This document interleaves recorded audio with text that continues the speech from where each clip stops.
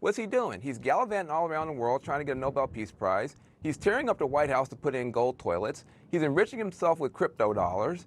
And he's hanging out with trillionaires who want to basically use technology to take everybody's jobs and give people's jobs to robots.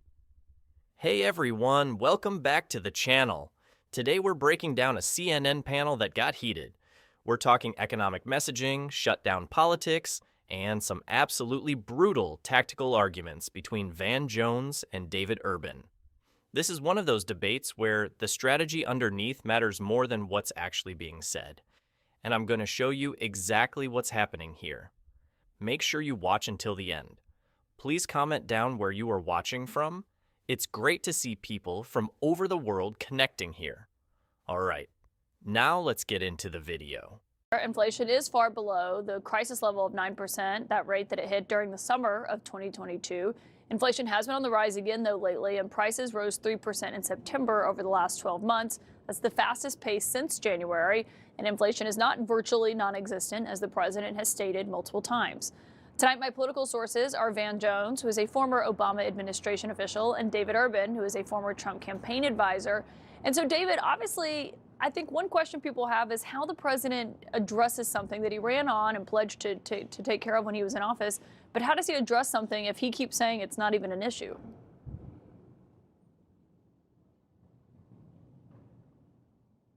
Yeah, Caitlin, well, I think it's definitional.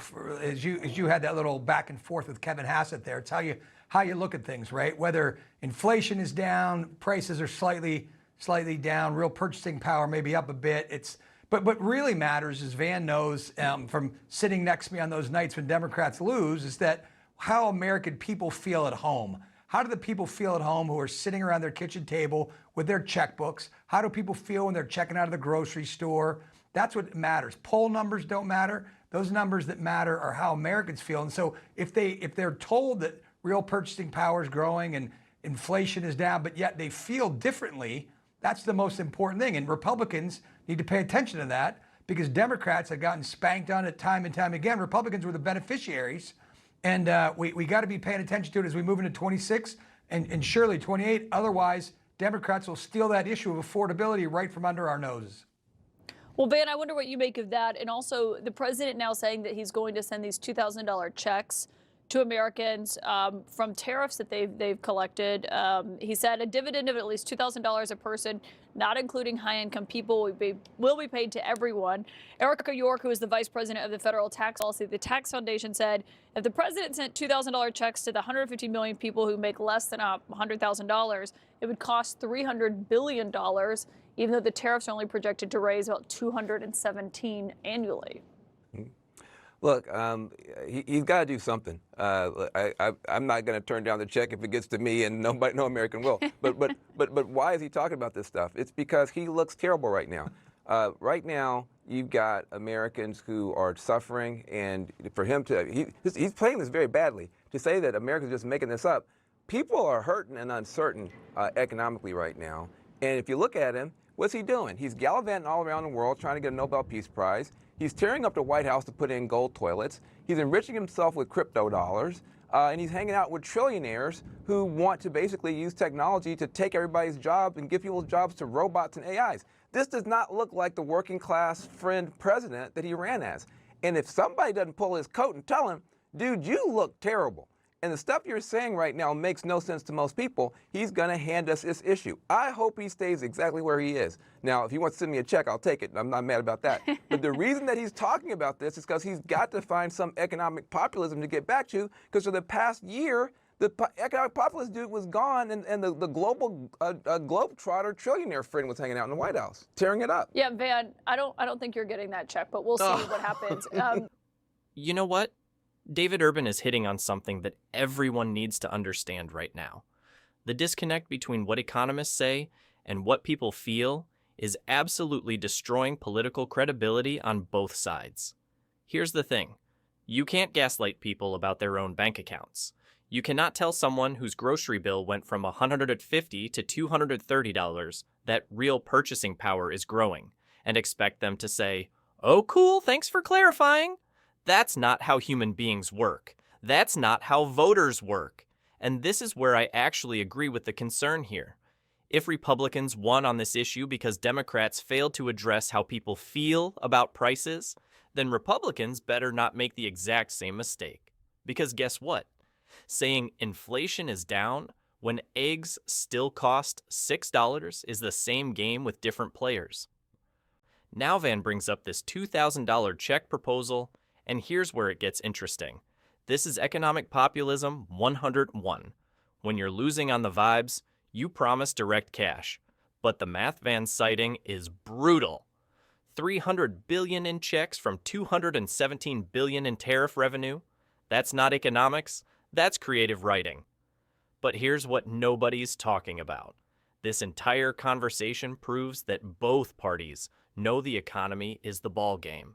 Van's accusing the administration of looking out of touch with trillionaires and gold toilets. David's warning Republicans not to lose the affordability message. They both know whoever owns the "I feel your pain" narrative wins everything. The kitchen table question David asked? That's the whole election right there. Not the data, not the charts, not the economist Twitter threads. It's whether people feel better or worse when they're splitting up the bills each month. And right now, a lot of people are saying they feel worse, regardless of what any inflation chart says. But on this, David, and I want to note right now, because we've been tracking this vote closely all night. We're watching Senator Susan Collins.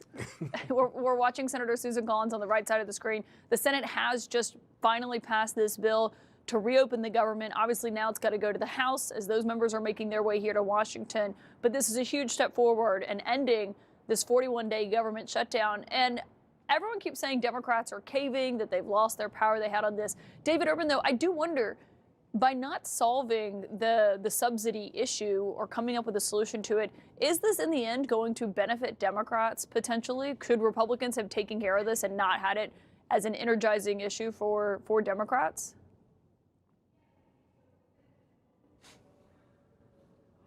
No, I think, look, I'm pretty consistent on this point.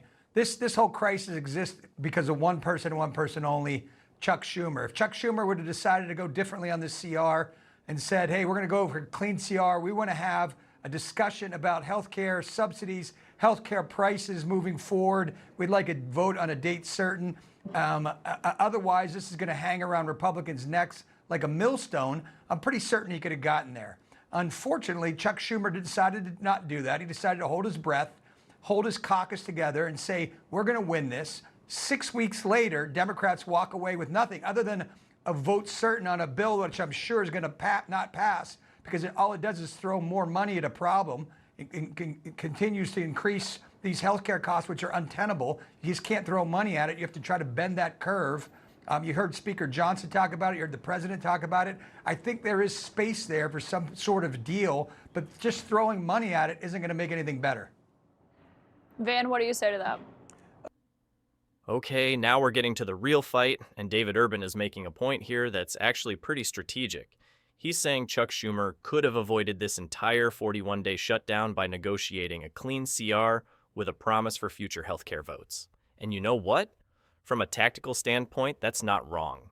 Think about it. 6 weeks of chaos, federal workers missing paychecks, essential services disrupted, and at the end of all that pain, Democrats get basically a vote on a bill that probably won't pass anyway. That's a rough trade. Now here's where David's argument gets interesting. He's saying you can't just throw money at healthcare costs, you have to bend the cost curve. And honestly, he's got a point there. The healthcare subsidy issue isn't just about funding levels. It's about why healthcare costs keep exploding in the first place. You can subsidize a broken system forever, or you can actually try to fix what's making it so expensive. Van's counterpunch is emotional, though. Republicans are willing to let planes fall out of the sky, children starve, federal workers get evicted. That's the Democratic messaging right there. Pain / leverage. And they're saying Republicans cause the pain by refusing to negotiate. But here's the tactical question that matters. If Democrats had the leverage, why did they end up accepting a deal without the healthcare subsidies solved? If Republicans were truly on the ropes, desperate to end the shutdown, Why didn't Democrats get more? David's framing this as one person, Chuck Schumer, chose this path, and strategically, that's a weapon. Because if voters decide the shutdown was avoidable and Democrats chose confrontation over compromise, that's a narrative problem going into future battles. I see it differently. Look, right now, Democrats are going to kick each other and tear each other up and be mad at each other. But when the smoke clears for most Americans, something has been proven here. Republicans are just not that into Americans right now. I mean, how much pain were the Republicans willing to let Americans suffer so they didn't have to? They're just not that into you, America. They were willing to let planes fall out the sky. They're willing to let children starve. They're willing to let federal workers get evicted from their houses rather than sit down and cut a deal on health care. Like everything that David Urban just said is correct. There's a smarter, better way to do health care. And an opportunity was put forward this past 6 weeks to sit down and talk about it. Republicans didn't do it. They were willing, Donald Trump and Republicans were willing to let planes fall out the sky and children starve before they came to the table. So when Democrats get finished beating themselves up, look at the tattoo you just put on the Republican Party. They don't care about your health care. And so I think take the win on this, Democrats, and keep moving. You had 7 million people in the streets. I'll give you your turn. But you had 7 million people in the streets. That's a good thing. You kicked their butts last week when it comes to the vote. That's a good thing. And you just exposed these guys as not caring about regular Americans. I think that's a good couple of weeks for Democrats, but we're still going to be mad at each other about it for no reason. Go ahead, David. Yeah, I would just say quickly, Van, to your point, listen, those subsidies were put in place during COVID. We had the entire Obama administration to discuss these things and to talk about it. Yet the Biden administration has talked about these things, about the Obama healthcare subsidies. Nobody chose to bring it up then. Unfortunately, they kicked the can down the road knowing that it was tough to do. And only one person is to blame for the American suffering here, Chuck Schumer. Donald Trump. Okay, we'll leave it at that. Van Jones, David Urban, thank you both for joining us here tonight. Van is doing something really clever here, and we need to break it down. He's taking what looks like a political loss, ending a shutdown without solving healthcare subsidies, and reframing it as exposing Republican priorities. That's advanced messaging. They're just not that into Americans right now. That's a soundbite. That's designed to stick. And his list of what Republicans were willing to let happen, that's building a narrative for the next fight, not this one. But here's where I think David's got the stronger position tactically. Van is trying to spin 6 weeks of pain into a win by saying, look what we exposed. But voters don't typically reward parties for losing while claiming moral victory. They reward parties that deliver results. David's closing argument is actually devastating if you think about it. Those subsidies were set up during COVID. You had the entire Biden administration to make them permanent, and you kicked the can down the road. That's pointing out that Democrats knew this cliff was coming and didn't fix it when they had full control. Now Van counters with 7 million people in the streets. He's talking about the protests, the mobilization, the energy. And you know what? That does matter. Political power isn't just about winning votes in Congress. It's about showing you can move people, create pressure, build momentum. But here's the ultimate question. And this is what's going to determine who actually won this shutdown. When voters think back on this in 6 months, what will they remember? Will they remember Republicans don't care about health care? Or will they remember Democrats shut down the government and didn't even get what they wanted? Because David's final shot is pointed. Only one person is to blame for American suffering here. Chuck Schumer. That's the narrative battle. And whoever wins that story wins the next funding fight. So what do you think of this? Leave your thoughts in the comment section below. And please don't forget to like and subscribe. I'll see you in the next video.